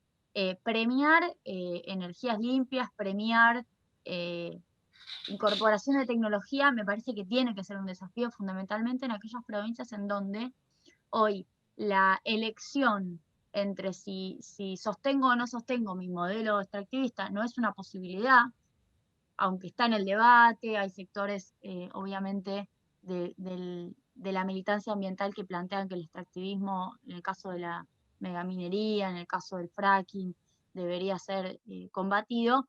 Lo concreto es que en el corto plazo esas provincias no pueden hacer eso, no tienen otras posibilidades de ingreso. Ahora sí, me parece que es nuestra responsabilidad exigir que la explotación sea lo más limpia posible. Porque sabemos, tenemos información de fracking contaminante, contaminación de lagos, megaminería no cumpliendo los protocolos que corresponden en relación a, bueno, contaminación de ríos, uso del agua, uso del suelo. No son actividades inocuas para el medio ambiente. Eso es un piso. Habría que tender hacia no tener extractivismo, habría que tender hacia no tener extractivismo. Ahora, el mientras tanto es importante, porque el mientras tanto pueden ser más de una generación. Y yo no veo, y esto lo digo también como una postura personal, que haya real dimensión de que el mientras tanto se pueden generar mecanismos, no necesariamente recaudatorios, pero sí sancionatorios de las explotaciones contaminantes. En relación a la basura también, uno puede premiar quienes menos basura produzcan, o incluso se podría generar, en algunos países se discute, una economía de la basura. El reciclado, sabemos muy bien que hay cooperativas que lo hacen, pero no es una política desde el Estado, el reciclado alimenta a las industrias. Alimenta a la industria del papel, alimenta a la industria del vidrio, alimenta a la industria del plástico, y genera una economía en donde una parte de los recicladores, que en algunos casos son cartoneros, pero en otros casos son cooperativas de recolección y reciclado, tienen un 40-50% de su ingreso dependiendo de la reventa a la industria. Bueno, ese negocio, que parece un negocio oscuro o no sé, negro, no es ningún negocio ni negro ni oscuro. Es un negocio que podría transformarse en una economía que genere algún tipo de rentabilidad y hasta puestos de trabajo. Bueno, y lo mismo podemos decir en relación a la obra pública, en relación al saneamiento de nuestros basurales, el caso del basural del SEAMSE, allá al fondo en San Martín, bueno, José León Suárez, debió haberse cerrado hace ya desde 1997, que debió haberse cerrado, no se cierra, 20 años, y lo que encontramos es gente que va viviendo arriba del basural. Bueno, eso uno lo puede regular y lo puede castigar. Y lo puede castigar tributariamente o lo puede premiar fiscalmente. Con lo cual, sí, me parece interesante. Yo creo que a veces, y acá también doy una opinión personal, la discusión extractivismo sí, extractivismo no, nos lleva a un lugar abstracto y no nos permite ver cuáles son las cosas concretas que podemos hacer. En el caso de las provincias, con la megaminería, a mí me parece que, bueno, deberían avanzar por ese camino, sí. Clarísimo, Julia. Coincido, una compañera decía que con Macri importábamos basura, y es verdad, habían hecho un convenio para importar basura en la época macrista. Viene bien recordarlo, gracias compañera. Otra consulta que son varios, respecto de lo que un poco vos habías mencionado, que en Argentina teníamos 11 puntos menos de presión fiscal que los países de la OCDE. Entonces, un compañero pregunta cómo es el nivel de presión en Argentina, si es bajo o alto comparativamente con otros países, ya sea de igual desarrollo, o un poco comentaste vos ya lo de los países nórdicos. Y otro compañero pregunta si es el 30 o el 41%, o sea, la presión tributaria, y si eso es a nivel nacional o también incluyendo los impuestos provinciales, estos 11 puntos de diferencia. Bien, la presión tributaria se mide, perdón, estoy atragantada con el mate. La presión tributaria se mide como la recaudación sobre el PBI, la masa de recaudación. El dato que yo acabo de mencionar de la diferencia de 11 puntos lo publicó la CEPAL en su último informe. En el caso argentino es en torno al 30, en el caso europeo es en torno al 40, si no me equivoco es casi 44. Fíjense en el último informe de la CEPAL, entren a la web, está publicado, y de hecho publica que hay un 6,5% del PBI en las economías latinoamericanas que se evade. Sí. O sea, tenemos 30 en promedio, podríamos tener 36, 37 prácticamente, si no tuviéramos 6,5 de evasión, por ejemplo. Desconozco si están contando los órdenes subnacionales, ahí habría que ver la metodología. De cualquier manera, si bien Argentina tiene, como suelen decir los liberales, como 170 impuestos, los más pesados son los del orden nacional. Con lo cual, habría que ver cuánto cambia la presión tributaria con o sin orden subnacional, pero tengo dudas de que sea un cambio sustancial, con lo cual me quedaría en torno a ese 30, 33, había publicado la OCDE que tenía Argentina, el 30 debe ser el promedio de América Latina, si no recuerdo mal, busquen el informe de la CEPAL, si no, en todo caso yo le paso el link a Juan Pablo, lo tengo por el celu seguramente. ¿Qué pasa? Recaudación tributaria es recaudación sobre PBI.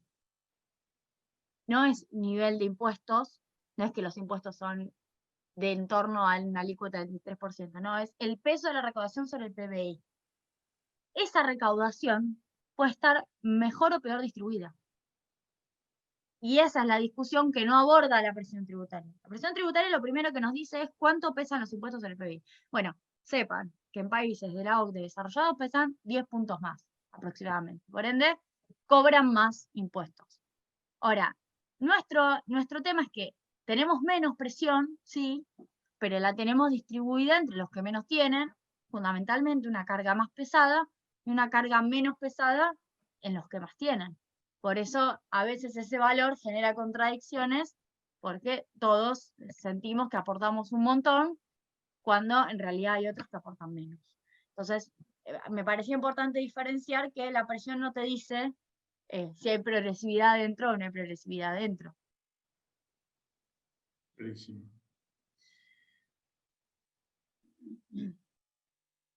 Bueno.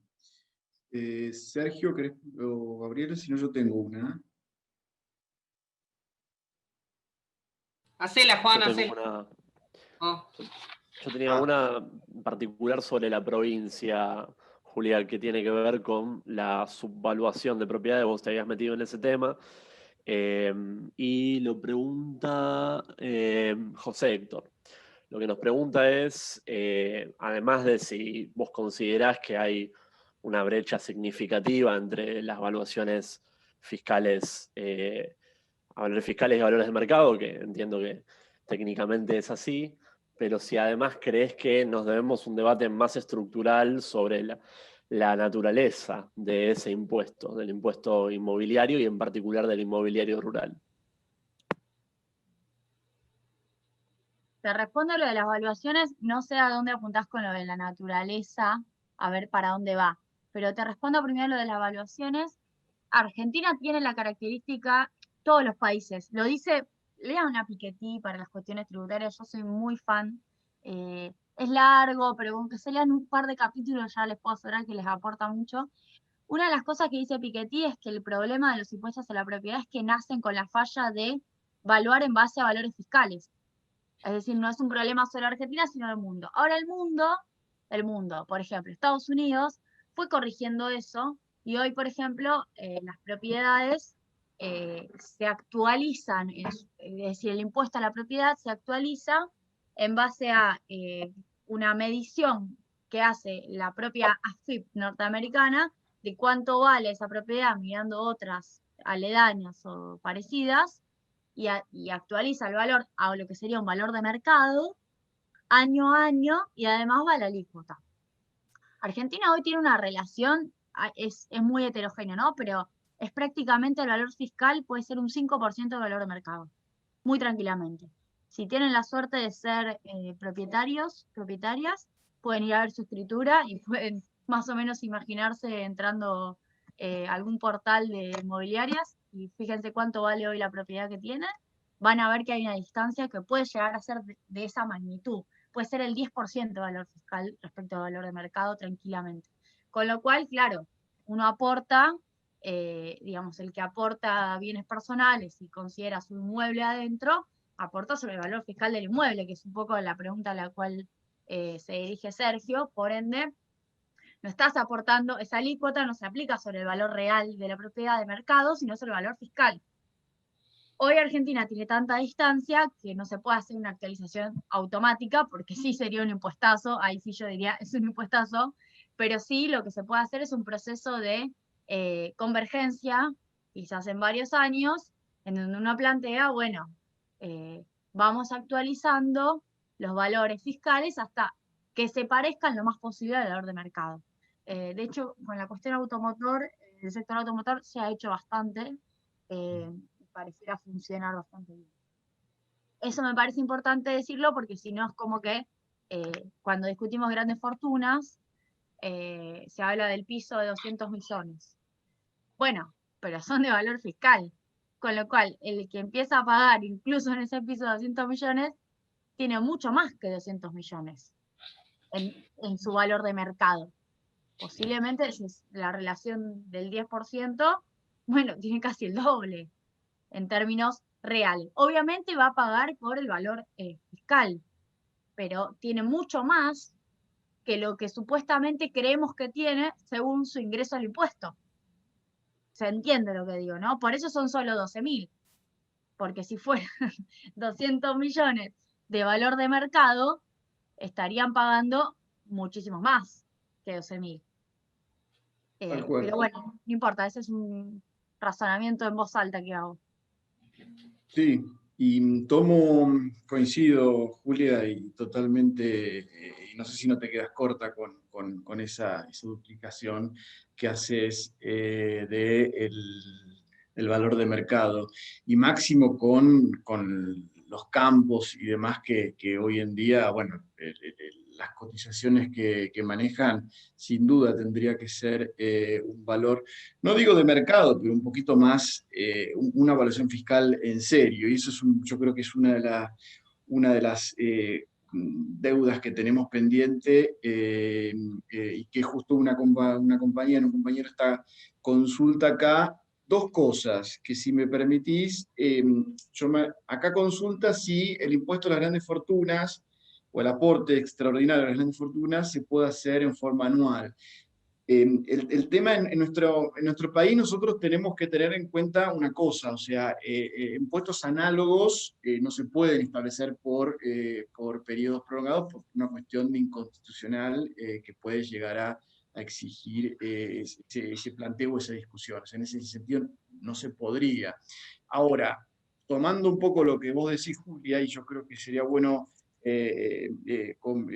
incorporarlo a esta deuda pendiente que tenemos sobre una reforma tributaria progresiva, y que de una vez por todas se concienticen todos estos valores inmobiliarios y fiscales y se ponga los valores que correspondan, y que sea esa puja distributiva, y se cobre lo que corresponde al valor fiscal, que más acorde a las épocas que estamos viviendo. Y ahí sí, es lógico que sin duda se estaría evitando un planteo de inconstitucionalidad o lo que fuera, ¿no?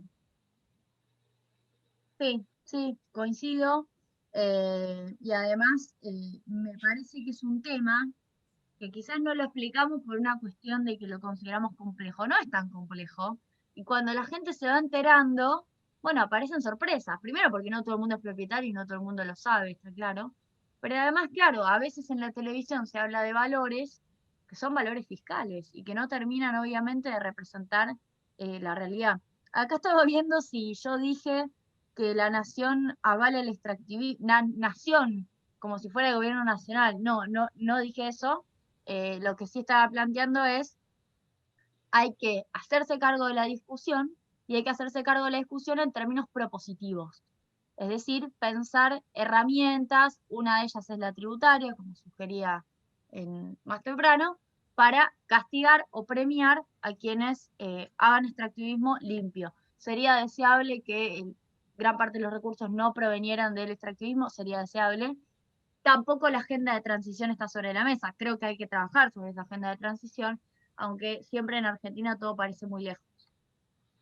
Sí, sin duda. Eso es una, una tarea muy compleja, en donde lograr un equilibrio fiscal, porque lógico que todas esas políticas tributarias sin duda van a generar mayor trabajo. O sea, hay situaciones de amortizaciones aceleradas. Es un tema complejo que sin duda nosotros estamos tratando bueno, ver en este seminario cómo podemos, si podemos llegar a convocar a alguien de la Secretaría de Minería o de Industria, como para que nos especifique y bueno, y vean, porque de hecho han salido comentarios de la misma Secretaría sobre proyectos. Así que yo creo, compañeros, que eso es un tema a resolver, y sería bueno escuchar primero la propuesta que tiene nuestro Ministerio de Producción, la Secretaría de Minería al respecto.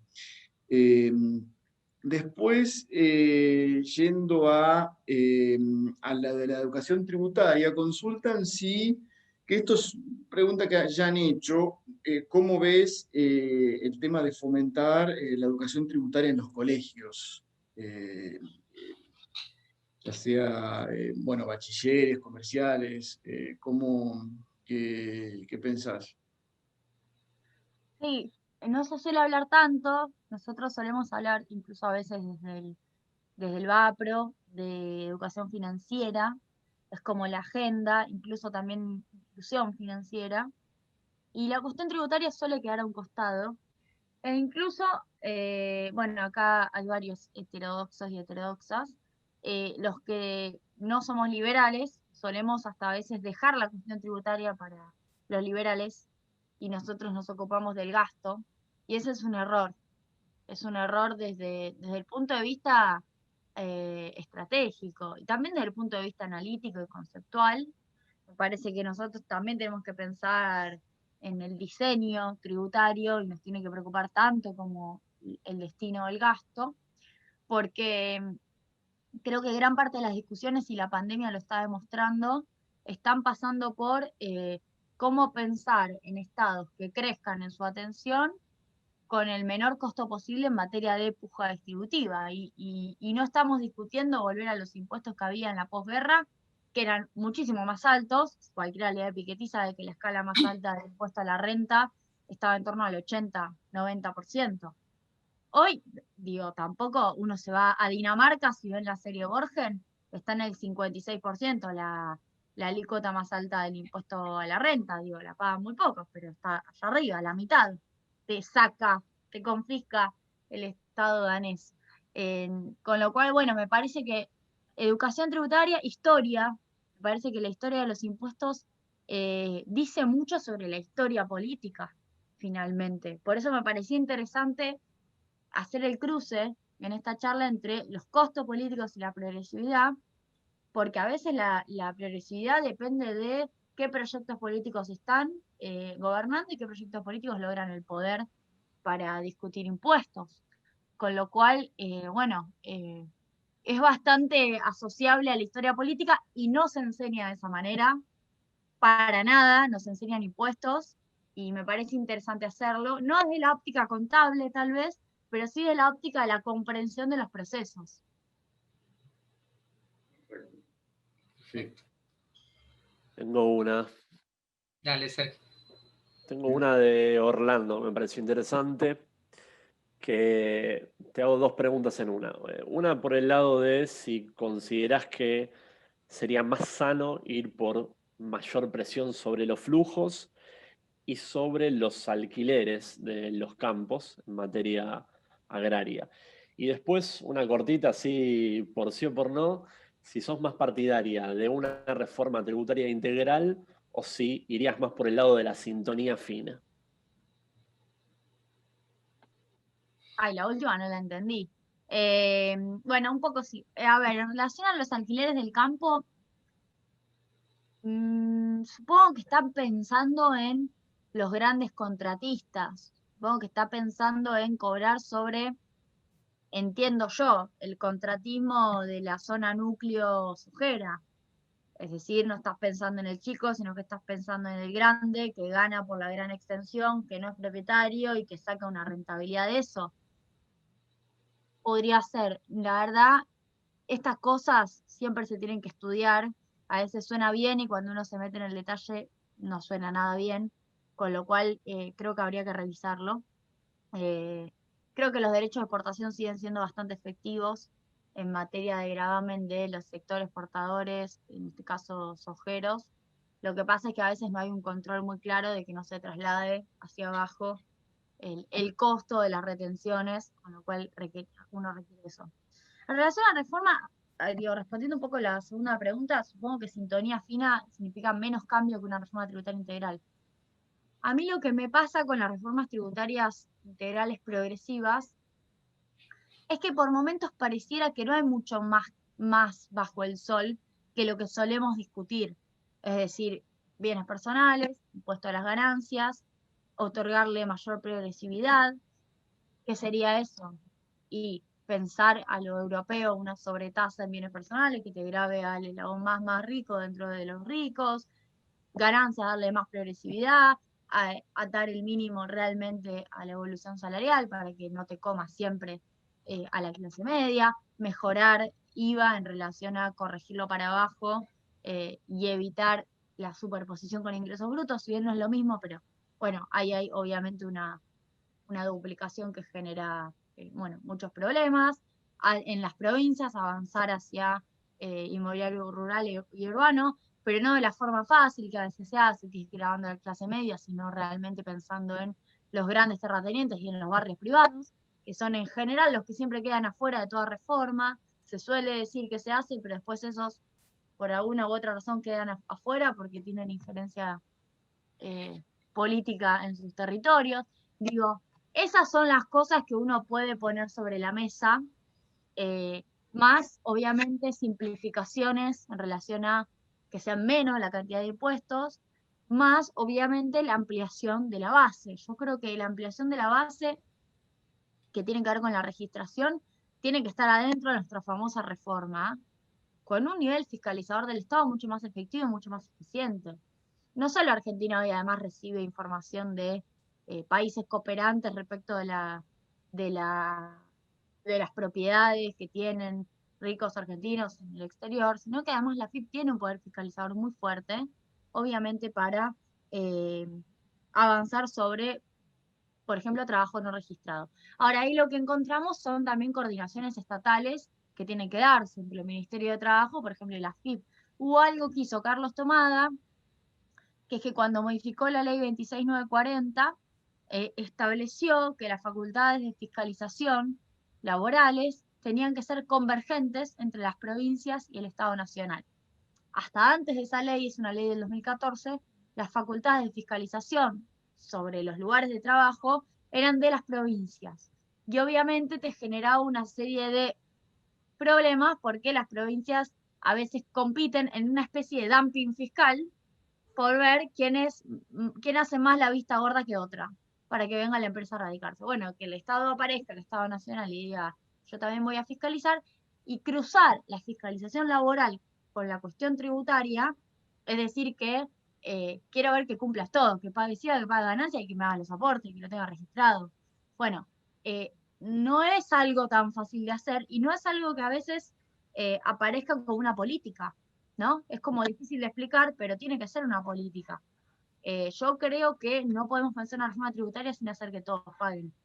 Y ahí estamos hablando además de núcleos duros de informalidad, no es que está extendida transversalmente por toda la Argentina, sino que tenemos construcción, gastronomía y agro como tres sectores duros de roer. Interesante esto último que planteas, Julia.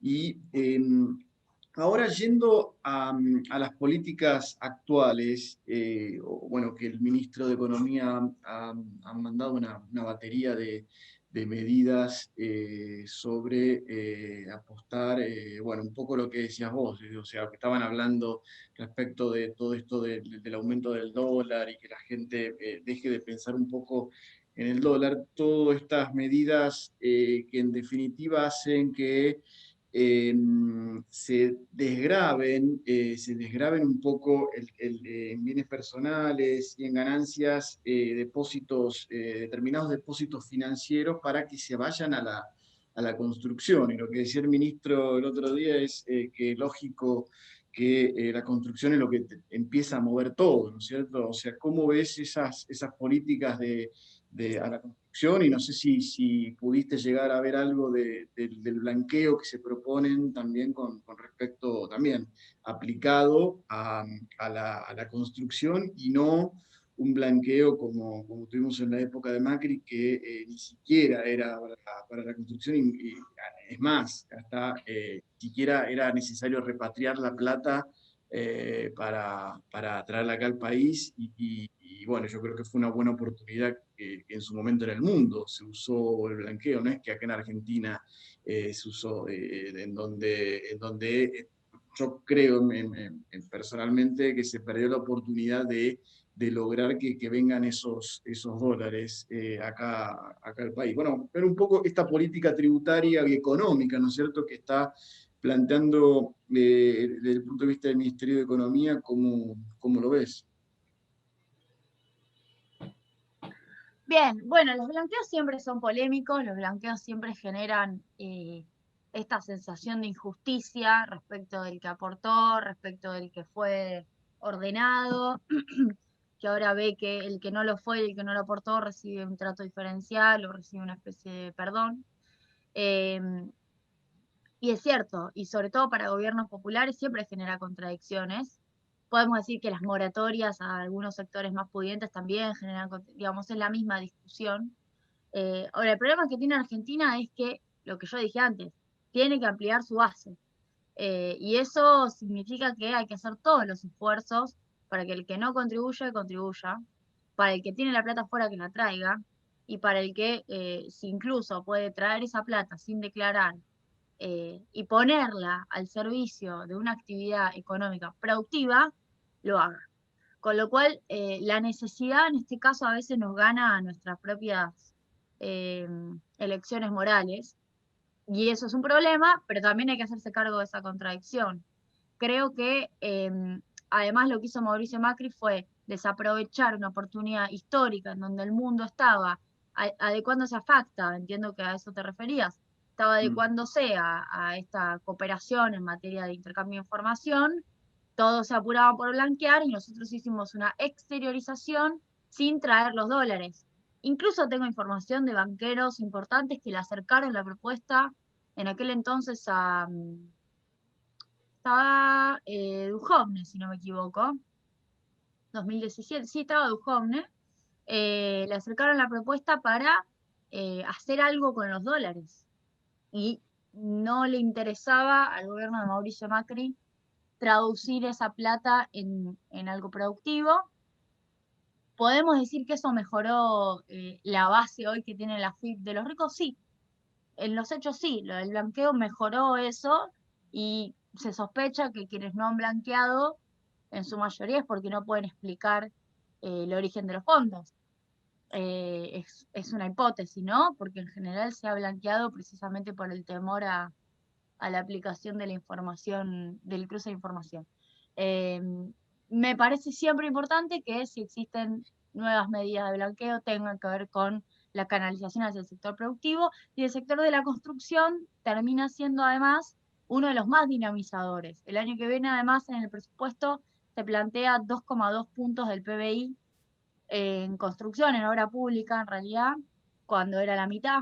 Estamos hablando de 2019, es decir, en el último año del macrismo. Es un sector además que reactiva encadenamientos industriales, fundamentalmente todo lo que tiene que ver con el sector siderúrgico, también con la energía, además de ser altamente generadora de empleo, y sobre todo de los empleos que hoy se perdieron, que son los que están sobre todo inactivos. Es un núcleo de informalidad que hay que combatir al mismo tiempo. Yo siempre digo, la agenda de la reactivación de la construcción tiene que estar de la mano con la agenda de la formalización en la construcción. En algún momento tenemos que plantear las dos cosas al mismo tiempo. Y bueno, me parece positivo, es todo lo que tengo para decir al respecto. Clarísimo, gracias. Sergio, Gabriel, estaba Judith también. Después... No sé si está Judith ahí, ¿está? Bueno, pues... No la veo, ¿eh? Bueno. Yo tengo una... Ahí está Judith. Judith, ¿querés preguntar? Ahí está. Hola, Judith. Ahí te estoy pidiendo reactivar, ahí.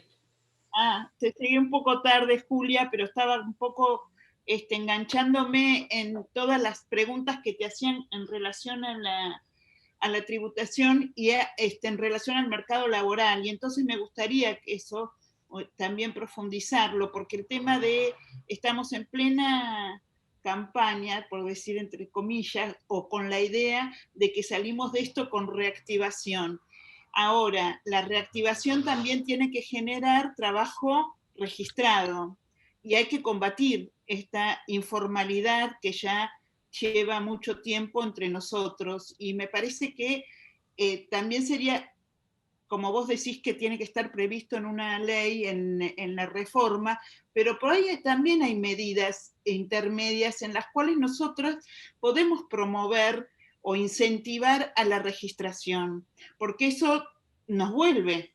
Si nosotros tenemos trabajo formal, quiero decir, acuerdo con que tiene que estar coordinado con el Ministerio de Trabajo y la FIP, desde ya, porque tiene que haber ahí una conexión muy fuerte,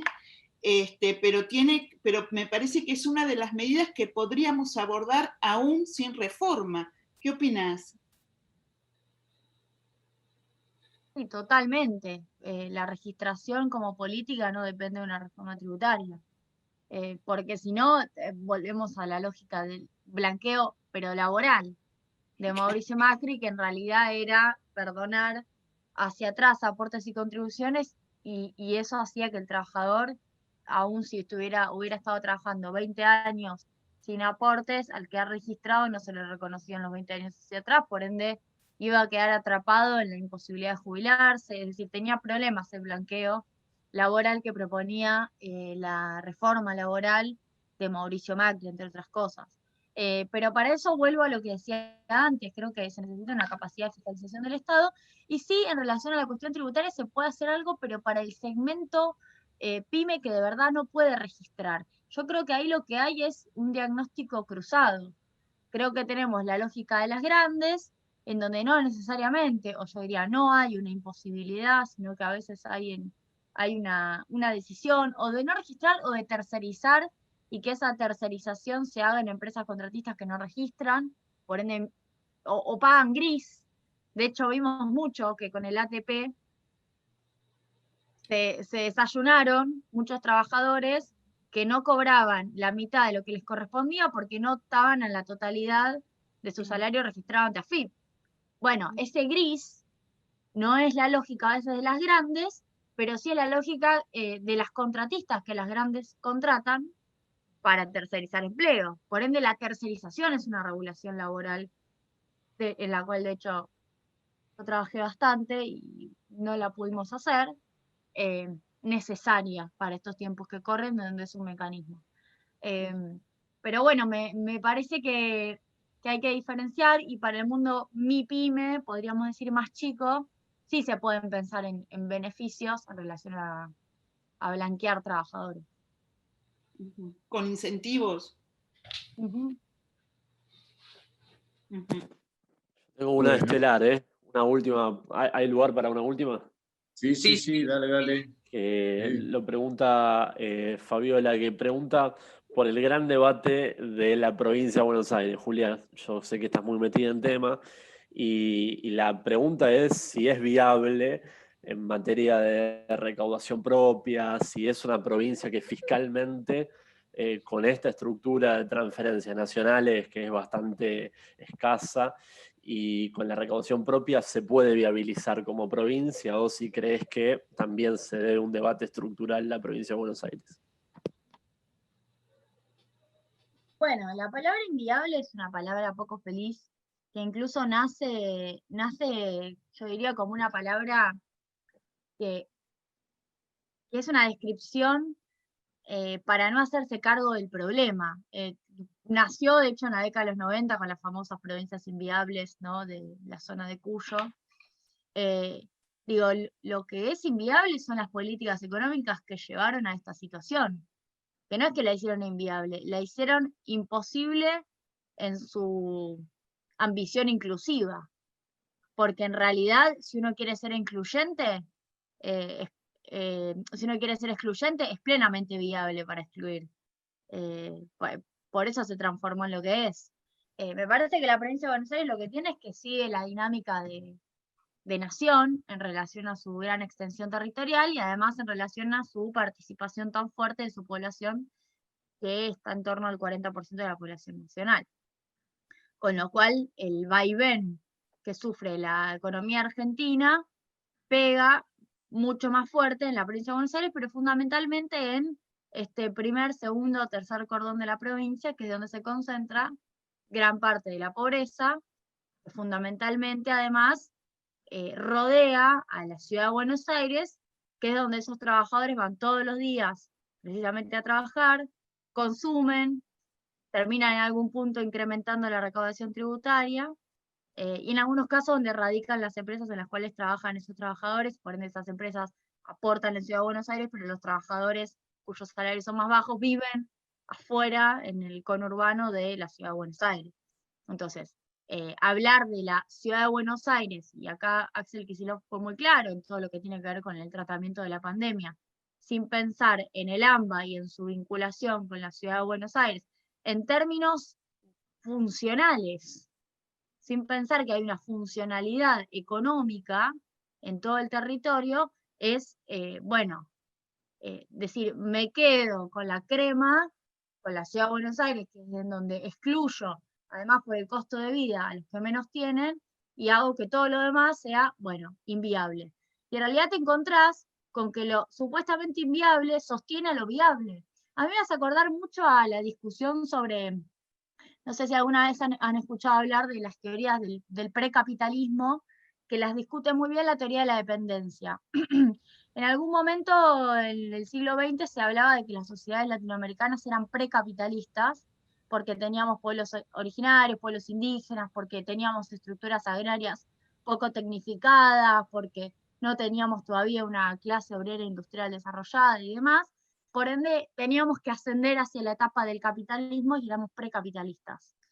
Y una de las cosas que plantea la teoría de la dependencia, con Celso Furtado, bueno, con una gran cantidad de pensadores en toda América Latina, es cuidado, porque acá hay un sistema global en donde uno tiene naciones ricas, naciones fuertemente desarrolladas, con industria, con producción de valor agregado, y tiene países emergentes, periferias, supuestamente precapitalistas, pero que hacen una alimentación necesaria para que las sociedades desarrolladas sean capitalistas. Por ende, el sistema capitalista necesita de subdesarrollo y desarrollo.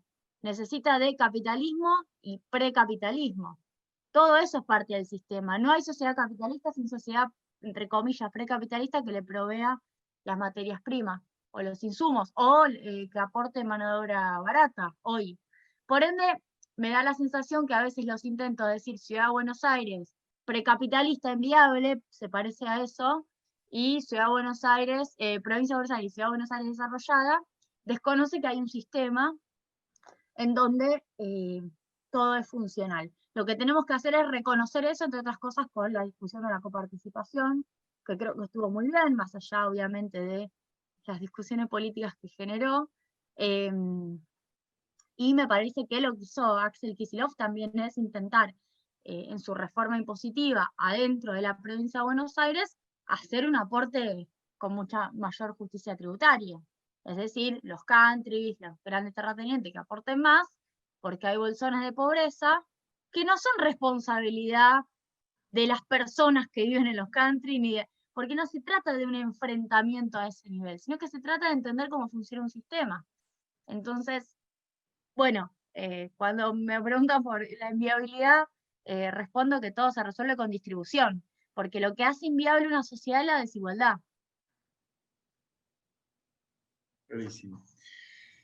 Ya estamos casi, ¿no, ya Juan estamos Pablo? en horario, sí, bueno, no sé, Gabriela, Judith, Sergio, si hay algún otro comentario, y vamos...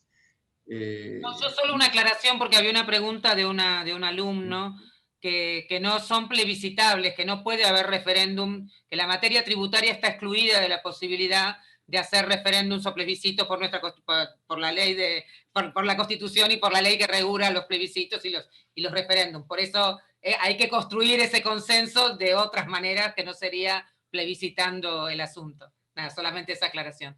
Y nada, gracias Julia, la verdad que maravilloso el nivel de profundidad que Julia le pone a todas las respuestas es realmente enorme y muy esclarecedor. Así que bueno, por mi parte agradecerte muchísimo, Julia, de nuevo, otra vez, un gusto escucharte. Quiero una vez por mes, una vez cada 2 meses, una Julia Estrada explicándome así de manera tan directa todo lo que está sucediendo en nuestra economía y en nuestro sistema de recaudación del Estado.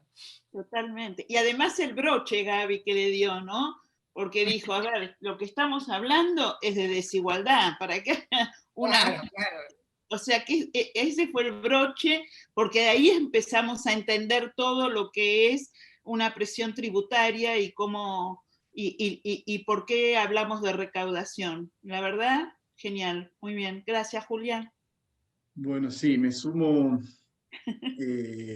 también a las palabras de Gabriel y de Judith, y lo que dijo antes Sergio cuando tomó la intervención, de que cómo complementás desde el punto de vista de la técnica y con tu expertise de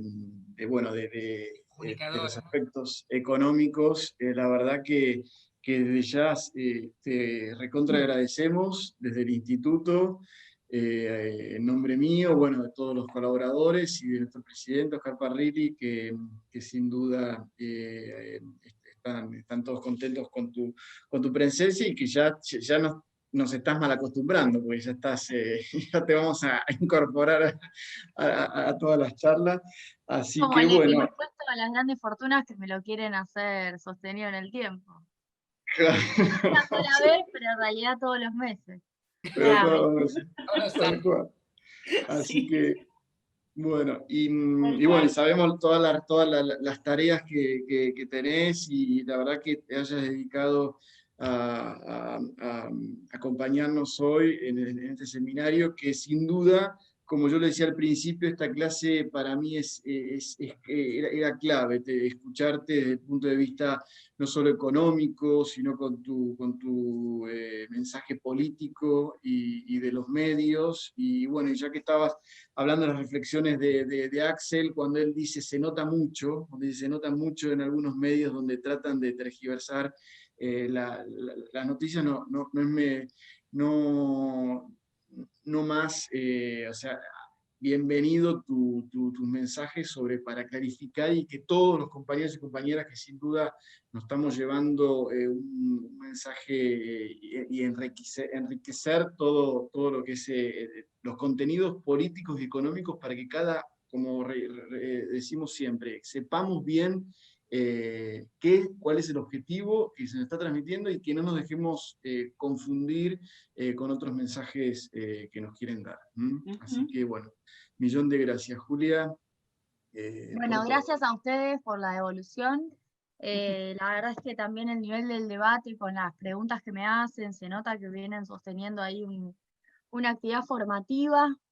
Yo siempre digo que para nosotros el nivel de exigencia, para nuestro tipo de proyectos transformadores, el nivel de exigencia de nuestros militantes es mayor. De nosotros y de todos quienes queremos defender políticas que son más difíciles de explicar, porque además nos juegan en contra, son más difíciles de implementar, todo tiene más complejidad, ¿no? Si me paro en la vereda enfrente y les digo que la emisión genera inflación, les puedo asegurar que es mucho más fácil para todos del lado de enfrente repetirlo. Por ende, todo este esfuerzo de formarnos creo que es muy necesario, vale la pena, no es solamente una charla de café. Nosotros, de hecho, desde el Centro de Economía Política Argentina lo hacemos con compañeros economistas entre nosotros, y me parece que a veces en estos tiempos de pandemia, en donde como que reina una especie de resignación o de frustración porque estamos todos encerrados, bueno, este tipo de actividades me parece que son muy necesarias. Así que bueno, muchísimas gracias. Bueno, gracias, Julia, a vos. Gracias. Bueno, buenas tardes, todos Me parece que compañeros. abramos las cámaras, así saludamos. Cámaras, ahí está, ahí te saludan todos, Julia. Las cámaras, nos saludamos. Ah, bueno. Muchas gracias, Julia, un lujo. Gracias, Julia. Gracias, Julia. Gracias. Espectacular lo que Gracias, Julia. Gracias al Patria. Gracias. Muchas gracias. Muchas gracias. Muchas gracias, Julia. Gracias, muchas gracias. Julia, te dejé una pregunta pendiente. Bueno, ahora ya no. Compañeros, después se las mandamos y las respondemos. Después te las mandamos. No te Bueno, preocupes. Ahora es para saludarnos y ya estamos. Saludamos. Muchas gracias, Patria. Gracias por todo lo que... excelente. Gracias. Gracias. Chao. Gracias, muchas gracias. Gracias a Chao, todos. muchas gracias. Chao, chao. Muchas gracias, a muchas todos. gracias. Gracias, Julia. Gracias, Juan Pablo. Gracias. Gracias. Gracias, equipo, colaboradores, como siempre. Marce, Guillermo, Gabriela, Mari. Gracias. Bueno, me voy retirando. Chao, chao. Claro. Gracias, Julia. Muchas gracias. Guille, todo el Nos vemos. equipo Diana, Chao. que nos ayuda con las preguntas también, Sí. gracias. también.